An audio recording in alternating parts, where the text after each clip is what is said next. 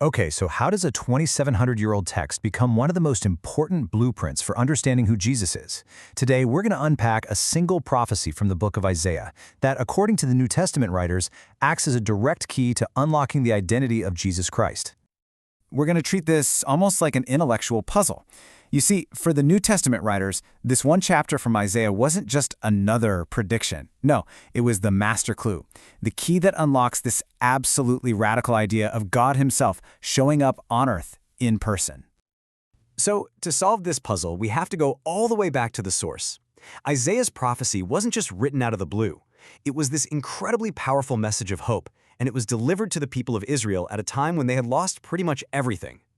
The message starts not with judgment, but with comfort. I mean, think about that. It's this powerful promise that the suffering is over, that sins are forgiven. This isn't just a simple pat on the back, it's setting the stage for a dramatic divine rescue mission. And then the prophecy describes this grand entrance, leveling mountains and raising up valleys to create a perfect highway.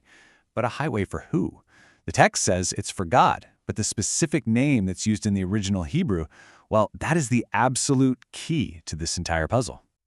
The name used is Yahweh. Now, this is not just some generic title. It's the personal, sacred, covenant name for the one specific God of Israel. And that distinction between a title and a name is absolutely crucial for everything that follows.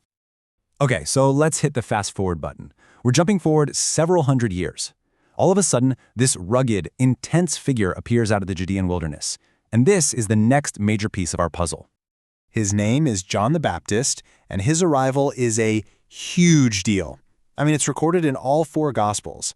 His message was a wake-up call, a demand to get ready for something massive that was about to happen.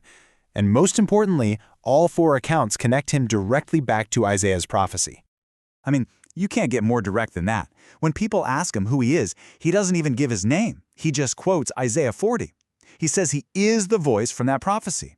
It's an unmistakable claim, and it raises a gigantic question. Right? So if John is the voice who's preparing the way, who is he preparing it for?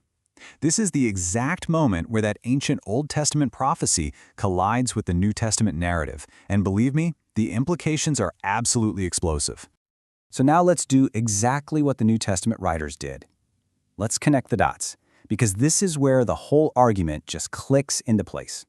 So check this out. On one side, you have Isaiah saying the voice is preparing a highway for Yahweh, but on the other side, you have the Gospel of Matthew quoting that exact same passage, but saying that the voice, John the Baptist, is preparing the way for Jesus.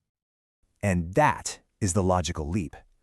By applying Isaiah's prophecy about Yahweh to Jesus, the Gospel writers are making a profound, almost breathtaking claim. Jesus is the Yahweh whose arrival was announced all those centuries ago. You have to understand, for a culture built on the absolute belief that there is only one God, this was a world-altering statement. But wait, the connection doesn't stop there. The New Testament writers, they keep going. They see other key themes from that very same chapter, Isaiah 40, being fulfilled in Jesus too. It's like they're stacking up the evidence, piece by piece, to build their case.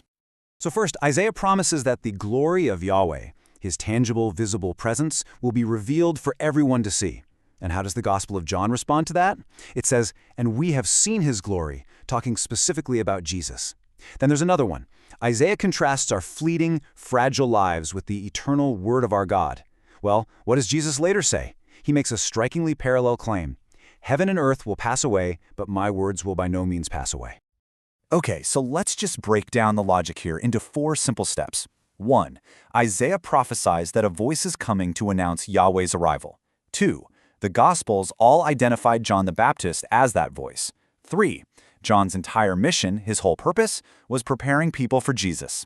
And 4, the conclusion, therefore, the New Testament is explicitly identifying Jesus as Yahweh. And all of this, all these connections, they're all building to the grand finale of Isaiah's original message of comfort. See, it wasn't just about the messenger, it was about the arrival of the one the messenger was announcing. The climax of the entire prophecy, the incredible good news for a people who felt like they had no hope, boils down to this simple, direct command. Behold your God. It's an invitation to actually see God, right there among them. And this is the final connection, the piece that ties it all together.